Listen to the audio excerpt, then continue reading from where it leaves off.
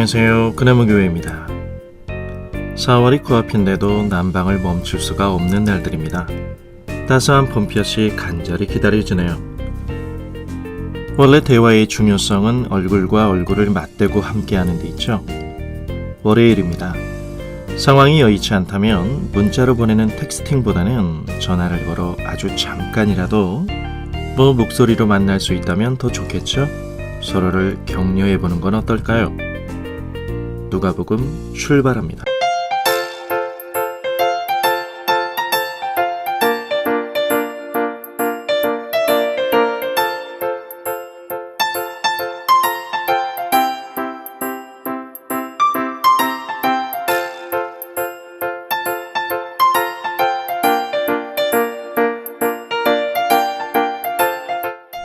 소년 예수가 하나님을 아버지라 불렀을 때 그 의미는 어린 시절에도 예수님이 가지셨던 자의식을 설명해 줍니다.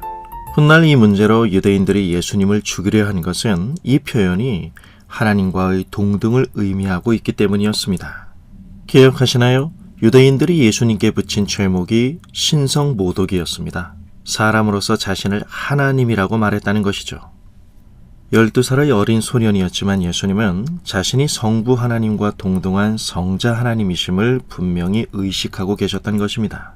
비록 어린 소년이었지만 이러한 예수님의 분명한 자기 인식 속에서 예수님은 자신이 해야 할 일과 하지 말아야 할 일을 구분할 수가 있었던 것이었습니다. 여러분, 우리가 누가복음서에 나타난 예수님의 공생애를 통하여 볼 때 누가복음의 커버 스토리는 무엇으로 쓰면 좋다고 생각하시나요? 성전에서의 서기관들과의 토론 속에서 비춰진 집중을 잘하고 몰두하는 소년 예수의 모습은 하나님과 그분이 행하시는 일들을 계시하시고 가르치시는 일에 몰두하셨던 예수 그리스도 그분의 공생애를 살짝 엿볼 수 있게 해주는 장면입니다. 사람으로 오신 예수 그리스도의 생생한 진짜 얼굴을 통하여 전달되는 감정과 표정을 통하여 사람들은 하나님 아버지를 볼 수 있었고 사람들의 신음의 신호를 읽고 대화하셨던 예수 그리스도를 바라보았을 때 사람들은 그제서야 비로소 맘 놓고 가상의 자아를 집어던지고 주 앞에 나올 수 있었던 것입니다. 인간으로 오셔서 사람으로 성장하셨지만 본래 성자 하나님이신 예수라는 존재의 특별함이 일상 속에서 감당하기 힘든 부담감을 야기하기보다는 소년 예수가 갖는 분명한 자기 정체성, 하나님의 아들로서의 특별한 자기 인식의 솔직함과 그 부모의 진실함 속에서 하나님의 비전을 보는 데 따르는 인간의 엄청난 긴장이 매일의 일상 속에서 견딜 만한 속도로 수용되는 길이 열어지고 있음을 알게 됩니다. 우리의 신앙도 마찬가지입니다.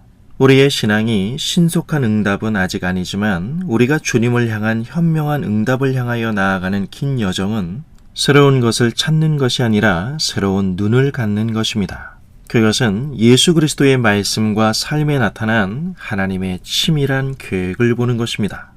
예수 그리스도 그분이 당시 사람들이 입에 담기도 역겨워했던 십자가의 죽기까지 하나님께 충실히 순종하셨습니다. 그런데 그게 다가 아닙니다. 주님은 죄와 사망의 권세를 물리치시고 사흘 만에 부활하십니다. 그 결과 우리는 오늘 이 순간도 하나님을 아바 아버지로 부르며 하나님 그분과의 바른 관계의 자리로 나아갈 수 있게 된 것입니다. 그래서 우리가 하나님의 자녀로 잘 살아야 하는 것입니다. 우리의 이 신앙이 현실과 연결될 때 우리가 늘 잊지 말아야 할 사실은 기독교 신앙은 진리에 대한 싸움이지 심리적 웰빙을 위한 너그러움에 대한 싸움이 아니라는 사실입니다. 2장 후반부에 보면 어린 소년 예수님은 이전에 살던 동네로 다시 돌아가서 그의 육신의 부모에게 순종하셨습니다. 여러분, 부모님 공경과 하나님 경외가 같은 말인 걸 아시나요? 우리는 이런 기록들을 통하여 예수님을 더 애틋하게 추억할 수 있는 것 같습니다. 성자 하나님이 사람으로 우리의 자리에 오신 이유가 우리가 실패한 그 자리에서 나와 같은 사람이 되심으로 오롯이 하나님께 집중하고 순종하심으로써 하나님과의 바른 관계를 열어주시기 위함입니다. 하나님과의 바른 관계, 성경은 이것을 가리켜 의라고 말합니다. 여러분이 구약을 읽어보셨다면 사람이 하나님을 보는 길 위에 서 있다는 사실은 인간인 우리 존재의 경악스럽고 고통스러운 진실을 보는 것이라는 사실을 알고 계십니까? 항상 우리 안에는 타락의 첫 장이 포함되어 있습니다. 이 세상에서 거룩하신 하나님 앞에 설 수 있는 사람은 단 한 명도 존재하지 않습니다.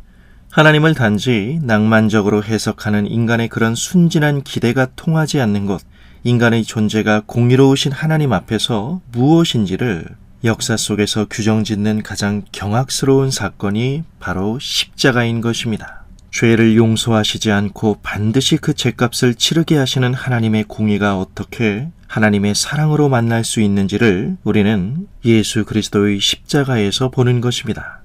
십자가 위에서 죄인인 우리를 대신하신 그분은 누구십니까? 하나님의 유일하신 하나뿐인 독생자이십니다. 기독교의 가장 중요한 신앙 고백은 예수 그리스도 그분은 하나님이십니다 라는 고백입니다. 그래서 그분이 흘리신 피가 보혈인 것입니다. 하나님의 공의와 사랑이 어울리는 이 십자가 앞에서 인간은 결코 중립적일 수 없습니다. 거룩하신 하나님 앞에 들고 나올 카드가 전혀 없는 죄인이라는 인간의 실존적 상황에서 예수님이 우리에게 필요했던 그 이유를 더 많이 보여주려고 그리고 제대로 볼 수 있도록 복음서는 생생하게 증언하고 있는 것입니다. 예수님은 이 순간까지 남겨진 내일의 희망이 아니라 하나님의 은혜로서의 우리의 근본적인 오늘의 현실임을 누가복음은 말하고 있는 것입니다. 누가복음 2장을 마무리하면서 여느 아이들처럼 지혜와 키가 자라가며 하나님과 사람에게 더욱 사랑스러워져가는 예수님의 모습 속에서 이교도에 넘쳐나는 초자연적인 탄생 비화와 함께 신화적인 기록들로 뒤범벅이 된 경전들과는 달리 훨씬 더 친근하고 실제적인 예수님 그분이 우리와 같은 정말 사람이구나 하는 사실을 다시 한번 확인하게 됩니다.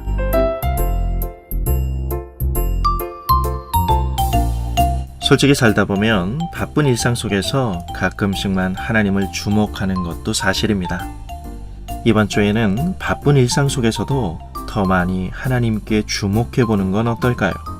언제나 진지하게 대해주시는 하나님을 알게 될 것입니다. 목요일 그나무 타임 플러스에서 만나죠. 감사합니다.